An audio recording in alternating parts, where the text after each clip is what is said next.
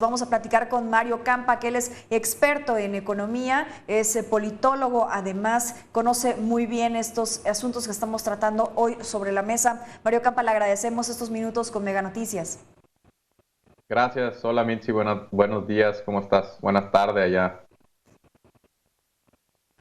Muchísimas gracias. Estoy muy interesada en conocer su análisis. Si bien después de que se da a conocer por parte del presidente de Estados Unidos los logros, lo que se ha avanzado en estos primeros 100 días, lo diferente que se ha manejado el país vecino, una de las naciones más poderosas en el mundo, pues claro, si hemos aprendido algo o vamos en retroceso, pero antes de ello, ayer Katherine Tai, ella es representante comercial de Estados Unidos, aseguró que la administración del presidente Joe Biden tiene una serie de preocupaciones de cómo se ha manejado y el compromiso, el desempeño que tiene México en el TMEC. Esta situación debería de preocuparle a México, debería de preocuparle al presidente, debería de ponerse las pilas, deberían de hacer algo diferente. ¿Qué nos dice? Bueno, yo creo que el discurso de ayer de Joe Biden creo que también toca algunos puntos esenciales del TMEC, que es la integración de todo Norteamérica en una región comercial para competir con China, ¿no? Ha habido críticas a Joe Biden porque fue bastante incisivo con China en el sentido de que Estados Unidos, él lo dice, tiene que salir Sí. a ganar, a competir, ¿no? En el siglo XXI y ganarle a China. En ese sentido es muy importante para él la estrategia de la integración comercial. Por supuesto, en ese sentido, pues se acaba de firmar recién un tratado de libre comercio con México, o bueno, el relanzamiento de tal. Y en ese sentido yo creo que la agenda compartida de ambos países pues es bastante similar. Por ejemplo, Joe Biden en este momento tiene una propuesta de elevar el salario mínimo, algo que ya se hizo en México después de tantos años en que permaneció por debajo de la canasta básica. Es algo que en Estados Unidos se está intentando también hacer en este momento, subirlo a una canasta básica. Y hay otras propuestas también como es evitar que haya paraísos fiscales que también perjudican a América del Norte, en el sentido de que muchas empresas consolidan sus resultados en Europa, por ejemplo Apple en Irlanda, y eso hace que paguen menos impuestos en los países donde facturan, donde tienen empleo, donde producen, ¿no? Entonces yo creo que la agenda compartida de los dos países tiene más coincidencias de los que, por supuesto, habrá alguna diferencia que se tenga que arreglar, ¿no? Sí, justamente estaba revisando su plan de familias estadounidenses y su plan de empleo estadounidense, que me parece tiene algunas similitudes con lo que ha planteado el presidente López Obrador. Sin embargo, tiene otras cosas más que van pasos adelante y que esto pues pudiera llegar a generar que se den los resultados de manera más eficiente, y que esto también, bueno, pues es pues una buena noticia para México, o particularmente para Estados Unidos. Fíjese que Tai particularmente decía, no es ponerlo en un estante y mirarlo, sino asegurarse que funcione, que me parece que a veces los mandatarios se olvidan de esta situación, proponen cosas muy buenas tal vez, pero que en el papel se ven bien, pero que en la práctica pues nadie le da seguimiento. Bueno, es que algunas cuestiones precisamente tendrían que ser revisadas, incluso aunque a los empresarios no les guste, porque eso implica, por ejemplo, endurecer algunas políticas laborales, ¿no? Acuérdate que el TEMEC también en esta nueva etapa trató mucho la cuestión laboral, y en ese aspecto pues sería reforzar, por ejemplo, las visitas a las empresas para verificar que estén dando cumplimiento a algo que, por ejemplo, Joe Biden también ha tocado en Estados Unidos como el outsourcing, ¿no? Entonces, quizá destinar más fondos a las revisiones a las empresas sería cumplir con lo que dice el TEMEC, ¿no? Legalmente. Entonces, hay algunas cosas que por supuesto se van a tener que discutir, se van a sentar a la mesa y tendrán que llegar a un arreglo, ¿no? Ujú. Decías al principio, señaló de manera directa a China, lo que está haciendo China y cómo está alcanzando en ser una superpotencia. Y bueno, el presidente Joe Biden, en lugar de decir, bueno, vamos bien con ellos, deberíamos enlazarnos con ellos, no nos podemos quedar atrás y tenemos que seguir al frente. Sí, bueno, otra cuestión que trae ahí Joe Biden es la cuestión de que las empresas, las multinacionales, sean un poquito más responsables, no en todos los sentidos, por ejemplo, con el clima, también con el pago de impuestos, ¿no? En este momento está haciendo una doble reforma Joe Biden en Estados Unidos que implica que los corporativos más grandes, está hablando de los 100 más grandes, paguen más impuestos, y también lo que decía de reducir la evasión y elusión de los paraísos fiscales. eso implica una coordinación también con el resto del mundo. ¿Y por qué también es importante esto en el contexto de China? Porque hay muchas multinacionales en China que pueden también incurrir en ciertas prácticas anticompetitivas. Ya vimos cómo las administraciones tanto de Trump como Biden han hecho hincapié en una competencia justa entre las empresas y otras cuestiones también relacionadas, ¿no?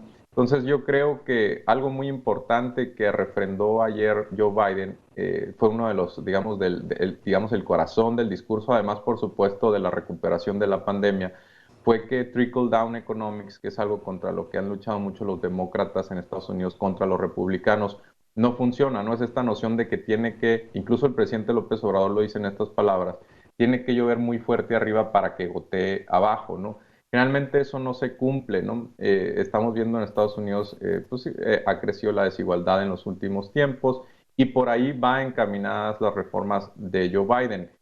Cobrarle un poquito más de impuestos al 10% más rico para impulsar estos programas que justamente tú comentabas, como el apoyo a la primera infancia, la infraestructura obsoleta, la transición ecológica, algunas medidas que tienen que salir financiadas de algún lado y es ahí donde está hablando de que tienen que ser un poquito más responsables, pues las empresas más grandes y los individuos, por supuesto, más ricos, ¿no?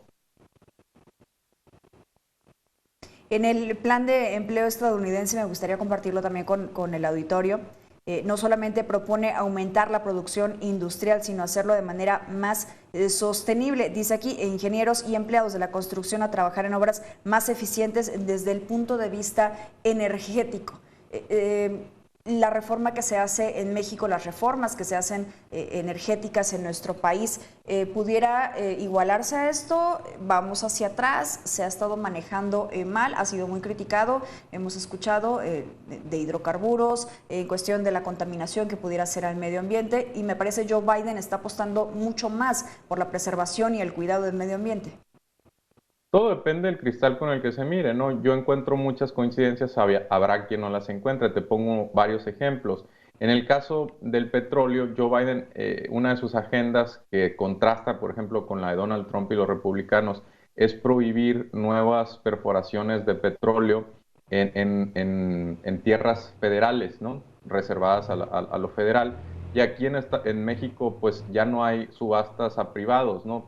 Buscando precisamente mitigar el impacto ecológico, ambiental. La otra es la prohibición del fracking, algo que una ala muy importante de su partido también comparte con el presidente López Obrador. Cuidar las concesiones mineras. Aquí en México ya no se están otorgando concesiones mineras, que sabemos que es una industria particularmente dañina con el medio ambiente.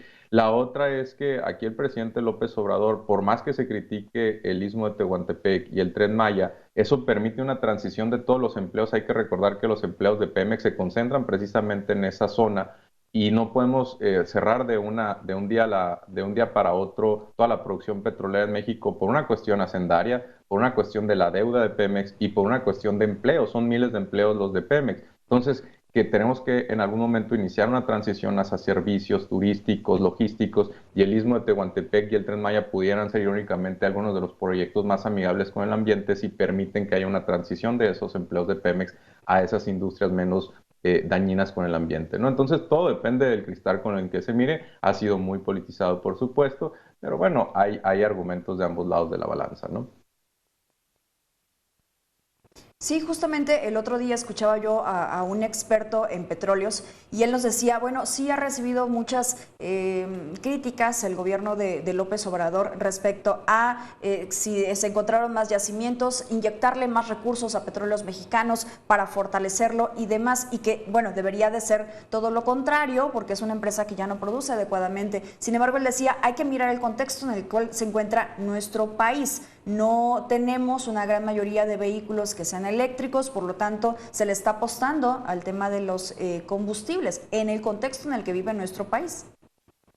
No, bueno, es que incluso en Estados Unidos aún en el escenario más optimista, van a tardar 20, 30 años en transitar hacia una economía donde haya electromovilidad ponderante, ¿no? O sea, donde los automóviles estén alimentados por electricidad y no por combustibles. Todavía estamos lejos de ese escenario y ahora aplícalo a México, pues todavía más. La cuestión es que sería contraproducente en este momento, es imposible cerrar Pemex de un día a otro por la deuda tan grande que tiene. Y no se trata, es una empresa altamente rentable, eso es una cuestión que está comprobada, compite con las empresas multinacionales más importantes en el mundo. El problema con Pemex siempre ha sido la tasa fiscal que se ha utilizado para financiar el presupuesto público por una cuestión de que no se han querido subir impuestos en otras partes, ¿no? En otras áreas.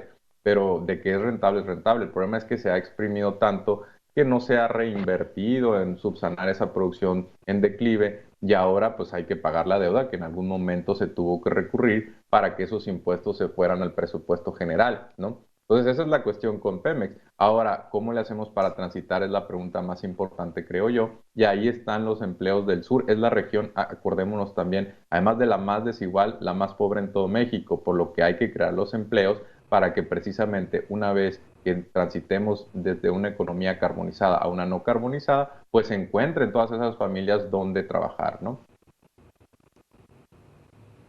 Exactamente. Mario Campa, te agradezco y siempre es un placer poder platicar contigo al respecto de estos temas, sobre todo de esta visión enfocada a nuestro país y que básicamente es de coincidencias. Ahí la llevamos como país. Hay bastantes coincidencias, ¿no? Como en todo hay diferencias, pero creo yo que son más las coincidencias que esas diferencias, ¿no? Un saludo, Mitzi, gusto estar contigo.